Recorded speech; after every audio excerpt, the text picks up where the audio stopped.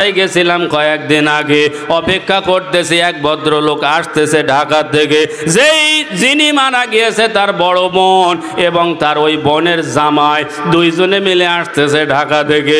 সবাই মিলে বলল আর 10 মিনিট বা 15 মিনিট লাগবে, নওগাঁ পার হয়ে চলে এসেছে, একটু দেরি করেন, আসলেই জানাজা হবে। মরা ভাইয়ের মুখ দেখার পরে জানাজা হবে।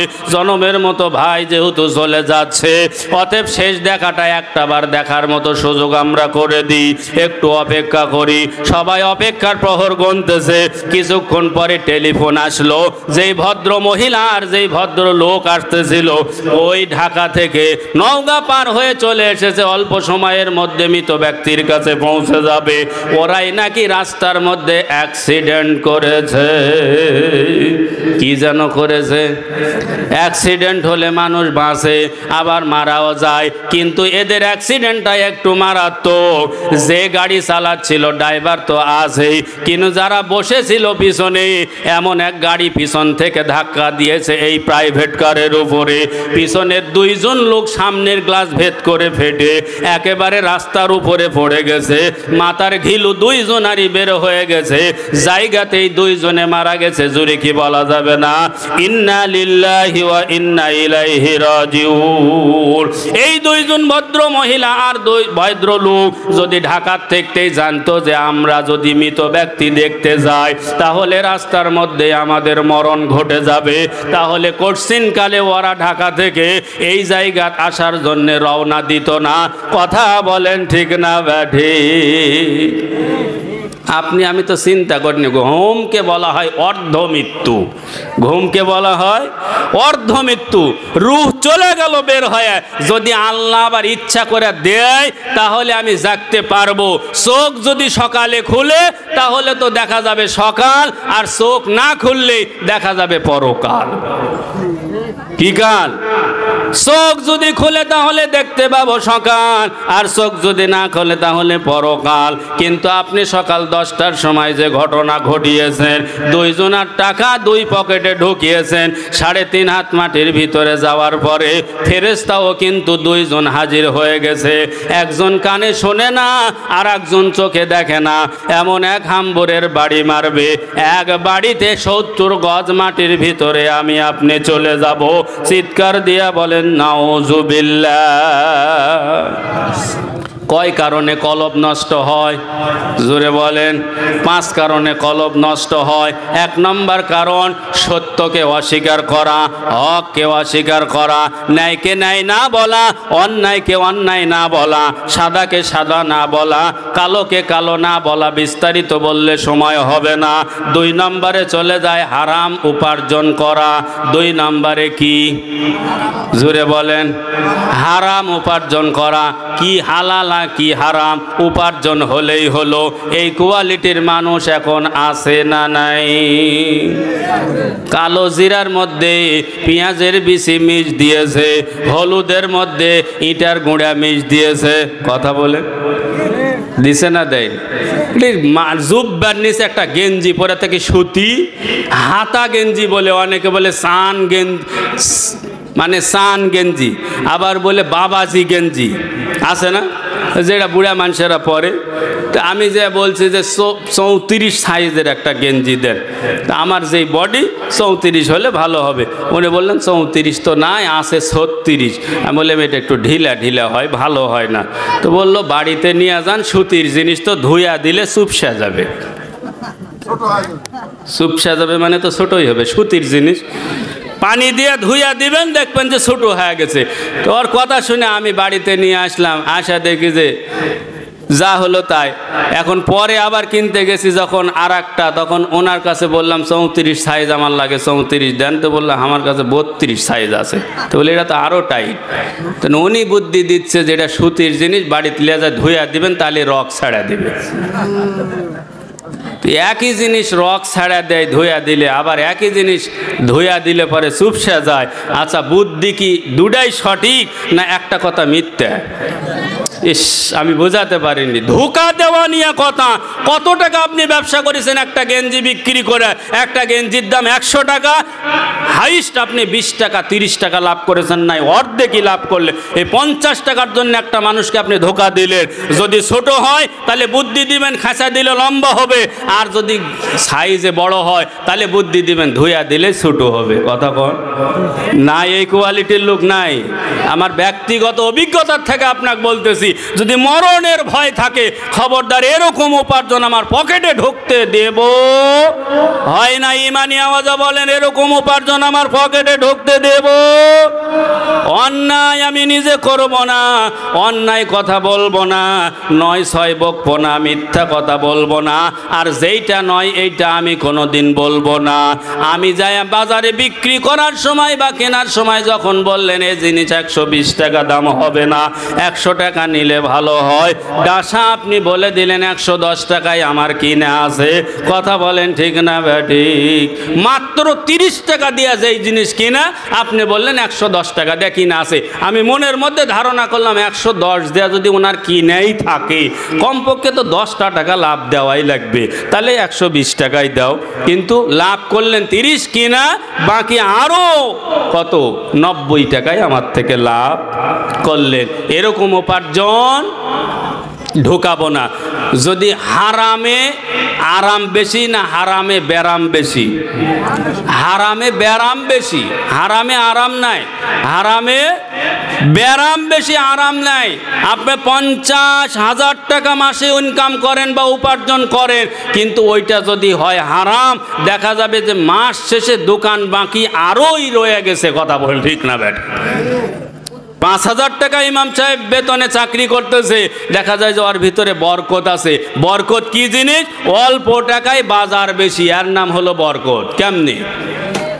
মানজা আবিল হাসানাতি ফালাহু আশরু আমসালিহা। হক কথা বলবেন, হক পথে থাকবেন, হালাল উপার্জন করবেন, এটার মধ্যে বরকত বেশি হবে। আপনি 50,000 টাকা ইনকাম করেন বটে, 5টার সময় অফিস থেকে বের হয়েছেন, গেছেন সকাল 10টার সময়। 5টার সময় যখন অফিস তালা লাগিয়ে মোটর সাইকেলের উপরে উঠে কেবল চাবিটা ঢুকাইছেন, ভাইজান আমার দিকে খেয়াল করেন, অন্য মনস্ক হলে আমার কথাগুলো আপনি বুঝতে পারবেন না।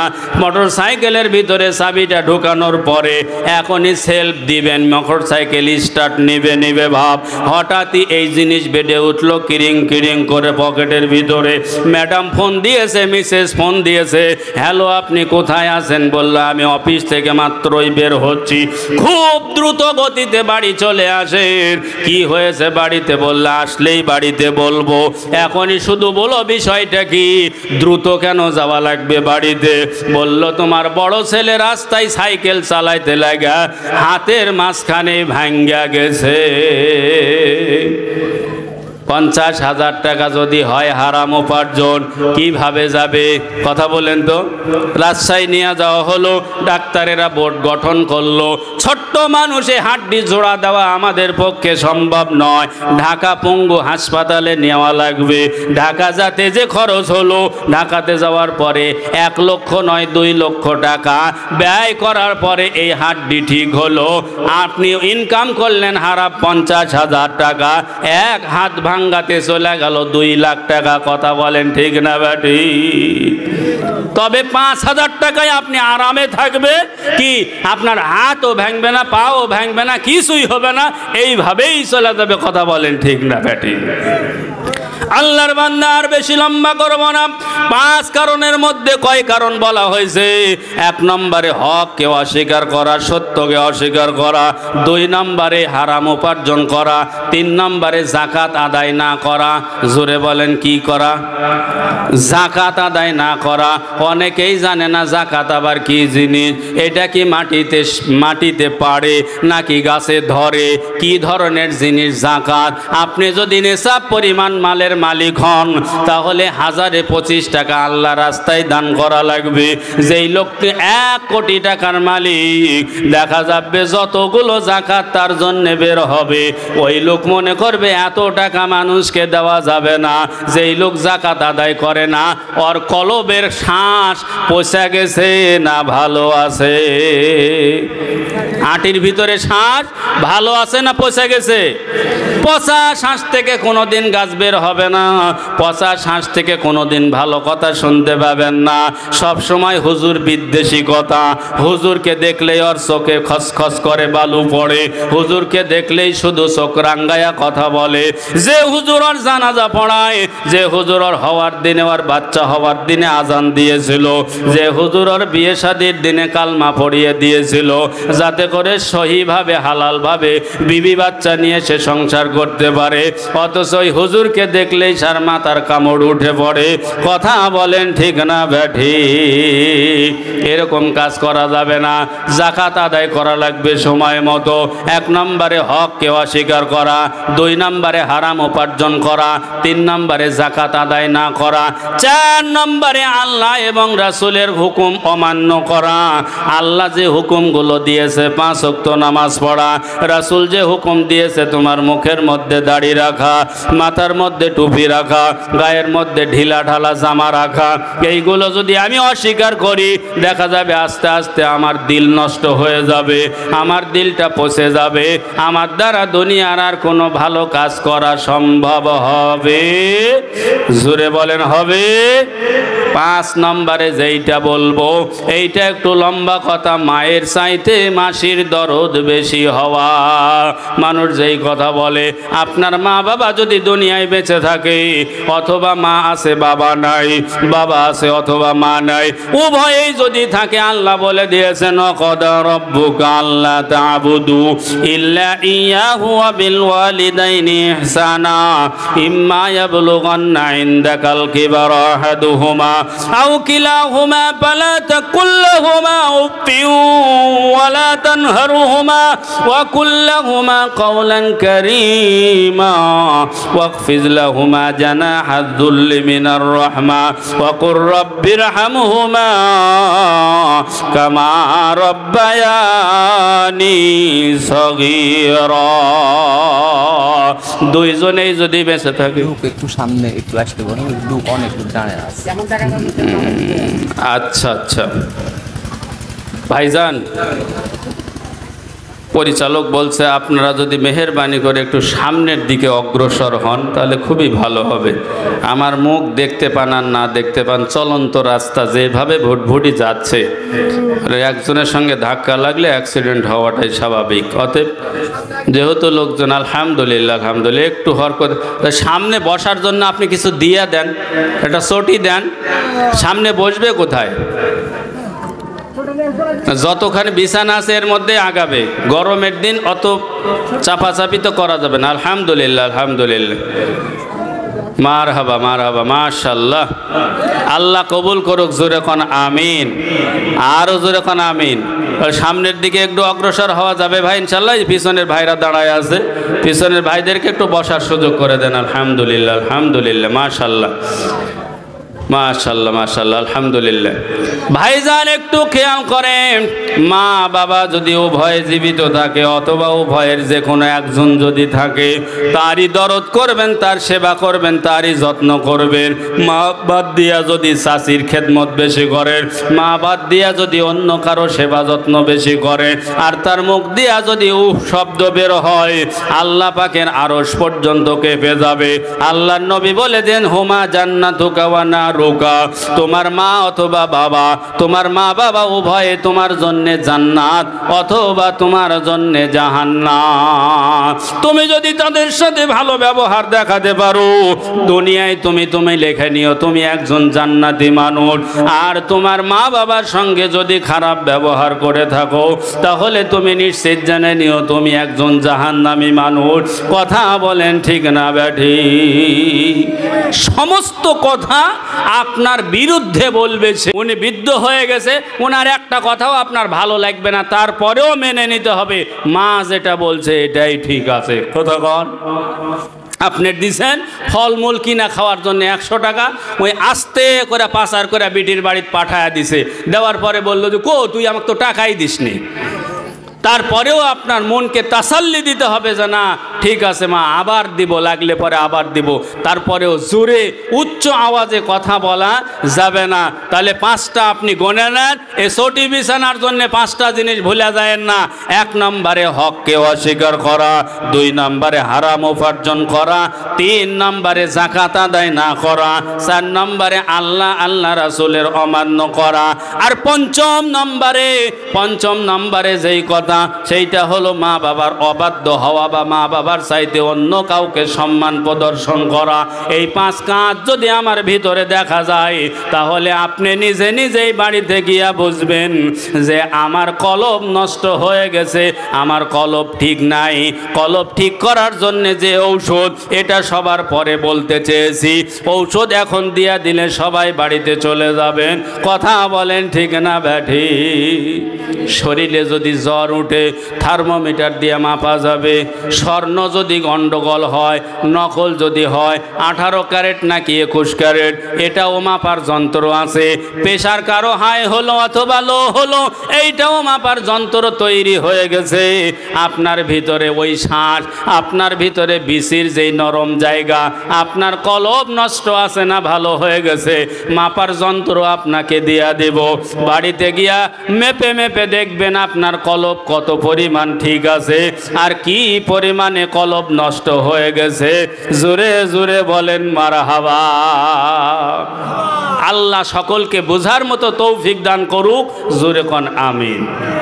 আর একটু কথা বলবো, আমি শুধু আপনাদের সঙ্গে একটু ম্যাচিং হলাম, আপনাকেও আমার সঙ্গে একটু ম্যাচিং করলাম।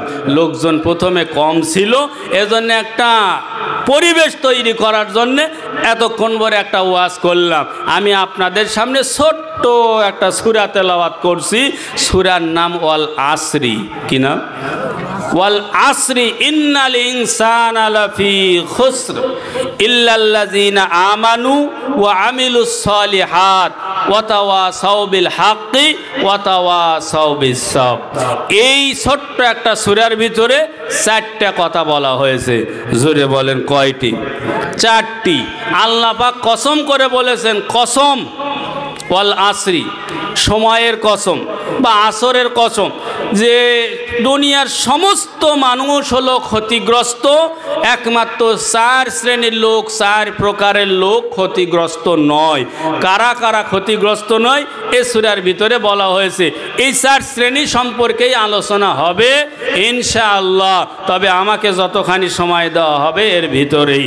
তবে সূরা কেন নাজেল হয়েছে এর একটা প্রেক্ষাপট আছে। কেন নাজেল হলো এইটা যদি আপনার জানা থাকে তাহলে সূরার সরল অর্থগুলো, তাফসিরগুলো বুঝতে আপনার সুবিধা হবে। এই কারণে সূরা নাজিল হয়েছিল।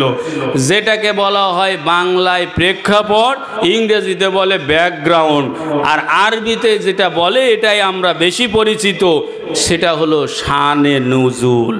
কি না? শান মানে অবস্থা, নুজুল মানে উপর থেকে যেই জিনিস নিচে নামে তাকে নাজিল হওয়া বলে। শানে নুজুল, সূরা কেন নাজিল হলো এই শানে নুজুলটা বলে আমার আলোচনায় আমি চলে যাব। বাকি যতখানি সময় হয় আল্লাহ যেন শেষ পর্যন্ত যাওয়ার তৌফিক দেয়। জোরে কোন আল্লাহুম্মা আমিন।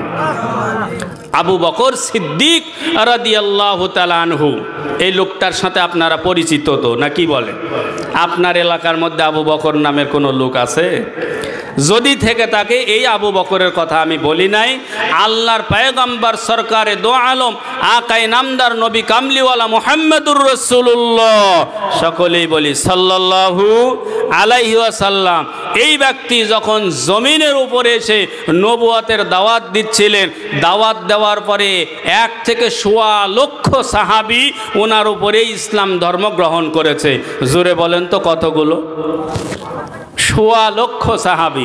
1.25 লক্ষ সাহাবী মানে 1,25,000। এই 1,25,000 সাহাবীদের মধ্যে সর্বপ্রথম 1 নম্বরে যার সিরিয়াল তিনি হলেন হযরতে আবু বকর সিদ্দিক রাদিয়াল্লাহু তাআলা আনহু। এই ভদ্রলোক শুরু থেকেই জন্মগতভাবে মুসলমান, এরকম নয়। আল্লাহ নবীর বয়স যখন 20 বছর, উনার বয়স তখন 18 বছরের কিছু একটু বেশি, মানে 2 বছরের ডিফারেন্স আল্লাহ রাসূলের সাথে। বলে তখনও কিন্তু নবীও নবী হয়নি, বা আবু বকরও কিন্তু উনার সাথে পরিচয় ওরকম ঘটেনি। 20 বছর বয়স, আবু বকরের 18 বছর। সিরিয়া গেছে উনি ব্যবসা করার জন্যে, ওখানে ব্যবসা করতে গিয়ে ব্যবসার সময় ঘুমিয়ে পড়েছে। যে ঘরের, শুনতেছেন কথা, শানে নুজুল বলতেছি, খুবই গুরুত্বপূর্ণ। এই সূরা যখন আপনি তেলাওয়াত করবেন, আমার এই কথাটা আমি এলোমেলো কোনো কথা বলি না, রাজনৈতিক ওই রকম বক্তব্য আমি বলি না, এজন্য রাজনীতি আমি নিজেই বুঝি না, এজন্য রাজনীতি বক্তব্যও আমি দেই না। যে জিনিস বুঝি না, যেটা বক্তব্য দেবেন ওইটা আগে নিজে জানা লাগবে, কি বলেন? এলো পাতাড়ি আমি বলি না, এই জন্যে মানুষ আমার কথাগুলো মনে রাখে যতদিন বেঁচে থাকবে। সিরিয়াল কথা, ধারাবাহিকতা আছে আমার কথার ভিতরে, একটা ছুটে গেলে আর একটা বুঝতে পারবেন না। ব্যবসার জন্য গেছে, রুমের মধ্যে ঘুমায়া গেছে, কে বলেন তো? মাশাআল্লাহ, সচেতন লোক। আরও কিছুক্ষণ কথা বলা যাবে, আল্লাহ যেন কবুল করে, জোরে কোন তো আল্লাহুম্মা আমিন। ঘুমের ঘরে আবু বকর স্বপ্ন যুগে দেখতেছে আকাশের চাঁদ আমার কোলের ভিতরে ধরা দিয়েছে, জোরে কি বলা যাবে না মারহাবা? আকাশের চাঁদ আমার কোলের ভিতরে, আর ধরা দিয়েছে চাঁদ যখন আমার কোলের ভিতরে, এটার রশ্মি, এটার আলো, আরবের প্রত্যেকটা বাড়ি বাড়িতে এই আলোগুলো ঢুকে যাচ্ছে। স্বপ্ন যুগে আমি এই দৃশ্য দেখার পরে সাত করে যখন ঘুম ভেঙে গেছে, মনের মধ্যে কি আপা হলো, কিউরিসিটি হলো। স্বপ্নের কথা যদিও কাউকে বলা হয় না, তবে কাকে বলা যায়?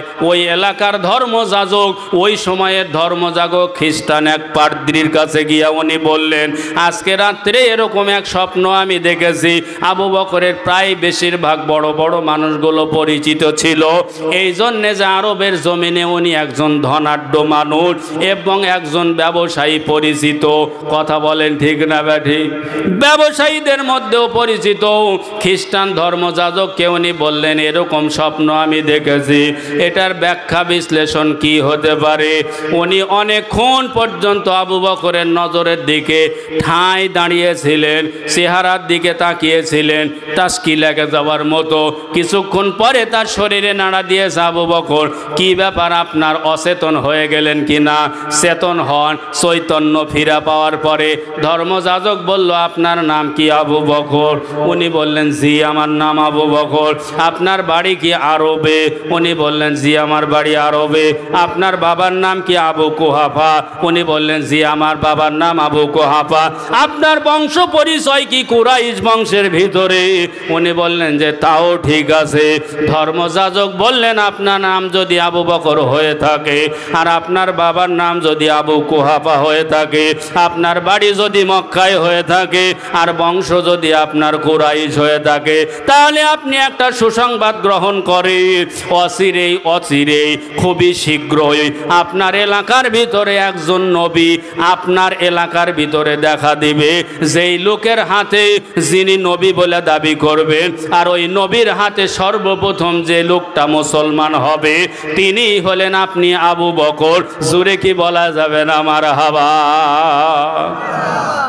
চুপচাপ থেকে গেলেন। কিসের নবী, কিসের ধর্ম, কিছুই উনি বুঝলেন না। ব্যবসা থেকে বাড়িতে আসার পরে ওই লোকটাকে উনি তালাশ করে, কে নবী বলে দাবি করতেছে, আর এরকম লোকই বা কেমনে আছে। 1 বছর গেল, 2 বছর গেল, 3 বছর গেল, 4 বছর গেল, কথা অনেক লম্বা, আমি সংক্ষেপে বলি। 20 বছর অতিবাহিত হয়ে গেল।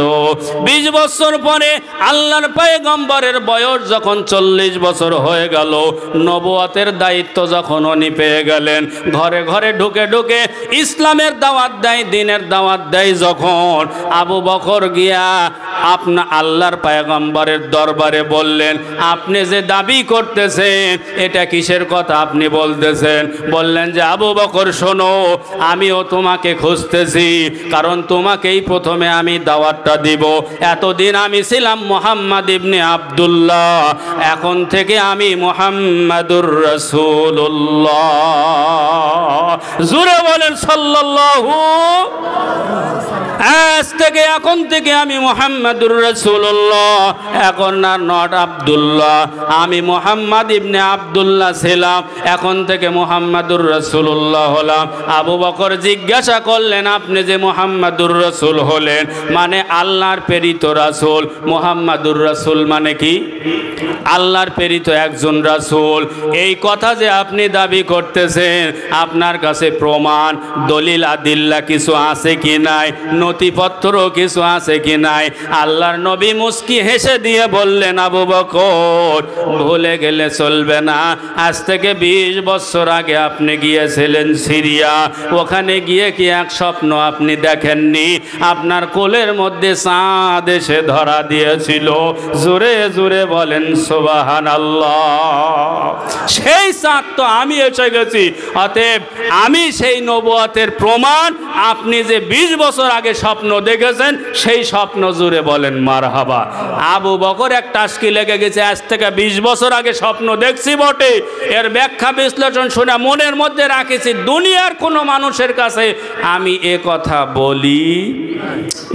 পিছনের ভাইরা কথা বলেননি, এ কথা আমি কারো কাছে বলি নাই। তাহলে আপনি শুনলেন কেমনে আর এই কথা জানলেন কেমনে? অতএব আপনি সত্য নবী, এটার মধ্যে কোনো ভুল নাই। হাত বাড়ায়া দেন, কালেমা পড়ে মুসলমান বানায়া দেন। জোরে বলেন মারহাবা। সত্যকে স্বীকার করে নেওয়া।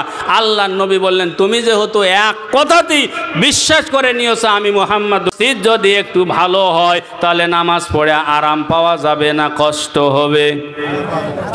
সত্যি কথা বলছেন তো? আচ্ছা, আরাম পাওয়ার জন্যে বা মসজিদ ভালো করার জন্যে হাত মুষ্টি বদ্ধ করে রাখলেই হবে, না হাতটা একটু খোলা লাগবে? কথা বলেন তো। দিয়া ধন বোঝে মন কেড়ে নিতে। আপনার চোখের সামনে কত মানুষ বড় লোক ছিল, এখন তারা মানুষের বাড়িতে কাজ করে খায়। কথা বলেন তো ভাই, ঠিক না বেটি? আমার দেখা কথা বলতেছে, আপনার আমার চাইতে বহু বয়স্ক মানুষ এখানে আছেন। আমার দেখা কথা বলতেছে, আগের এই আমার জামানার কথায় গরিব মানুষরা আগে রুটি বানায় খেত, তাও রুটি যেটা দিয়ে বানায় আটা ওইটা লাল কালারের। কথা বলেন, লাল কালারের আটা, এটা দিয়ে রুটি বানায় কোনো রকম খাত। ভাত যদি ওরা 1 সপ্তাহ পরে কোনো দিন খাইছে, এত তৃপ্তি সহকারে খাইছে, মানুষ সারাদিন রোজা থাকার পরে ইফতারি যেমনিভাবে খায় ওইভাবে ভাত খাইছে। কথা বলেন। বড় লোক মানুষরা শুধু ভাত খাইতো, গরিব মানুষরা লাল আটার রুটি খাইতো। হঠাৎ বড় লোক মানুষ ভাত দিয়ে আটার রুটি বদল করে নিয়ে যায় শখ করে খাওয়ার জন্যে। কথা কন। আল্লাহ পাক ওইটাকে উল্টায়া ধরছে। এখন বড় লোক মানুষরাই রুটি খায় আর গরিবরাই ভাতের চাউলের ভাত খায়। কথা কন। অনেক বড় লোক মানুষের ডায়াবেটিস আল্লাহ পাক দিয়ে দিছে ভিতরে। যাদের যাদের ডায়াবেটিস হয়েছে আল্লাহ পাক তাদের উপরে 2টা জিনিস ওয়াজিব করে দিছে, একটা হলো আটা আর একটা হলো হাঁটা। কি? সকালবেলা উঠে ওই ব্রিজ পর্যন্ত ওই যে হাঁটা ধরছে, ফজরের আজান হলো, জামাত হলো, একামত হলো, সূর্য উঠে গেল, ওই দৌড়াতে আসে, ওর কপালে 2টা সেজদা জুটলো। ডাক্তার বলেছে তুমি দৌড়ালে তোমার শরীরে ইনসুলেন্স তৈরি হবে, তাহলে তুমি দীর্ঘজীবী হবে। আর আল্লাহ বলেছে সকালবেলা উঠে হাত পাও চোখ মুখ ধুইয়া কোমরটা বাঁকা করে আমার কাছে ঝুঁকো, আমার কাছে মাথা নত করো, রুকু সেজদা করো। ডায়াবেটিস তো দূরের কথা, এর চাইতে যদি কঠিন রোগ থাকে এইটা আমি আল্লাহ পাক দিব না। কথা বলেন, কথা ঠিক না বেটি? আল্লাহর কথা না শুনে শুনছো বান্দার কথা, তাহলে তো এরকম হবেই। কথা বলেন, ঠিক না বেটি? বাদশা রাস্তা দিয়ে হেঁটে যায়, তো বাদশা যখন যায় তখন মানুষ 2 জন ফকির একটা সুযোগ নিছে। কথা শুনতেছেন? 2 জন ফকিরের সুযোগ নিছে।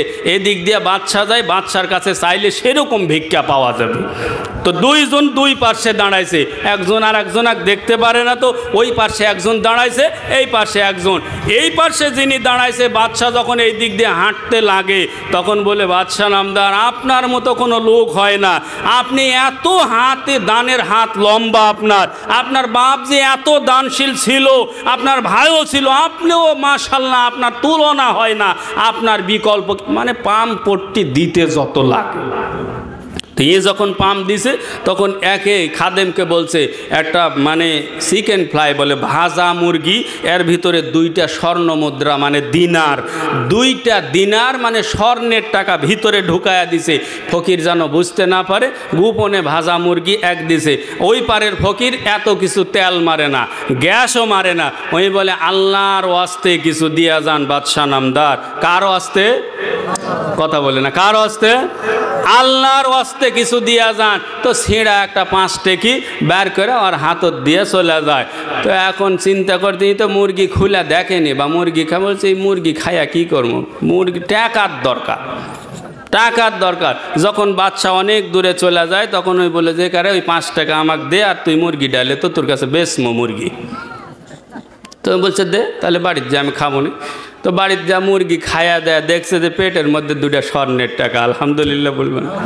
তাহলে ফকির খুশি হয়েছে না বেজার? কিন্তু স্বর্ণের যে টাকা পাইছে ওই কি আসে আর এক বলবে যে আমি এর মধ্যে টাকা পাইছি? বলে না, আবার দাঁড়ায় থাকে। ওর যা অভ্যাস চিরাচারিত আল্লাহর হস্তে কিছু দিয়ে যান, আর এর অভ্যাস হলো পাম্পট্টি দেওয়া।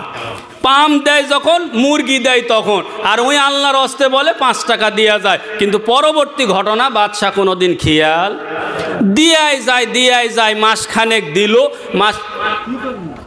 মাসখানেক দেওয়ার পরে এক রাস্তা দিয়ে যখন যাচ্ছে তো ওই পাশের যে ফকির যে 5 টাকা করে নিত, এই ফকির আর নাই, ফকির আর নাই, আর ভিক্ষা করে না।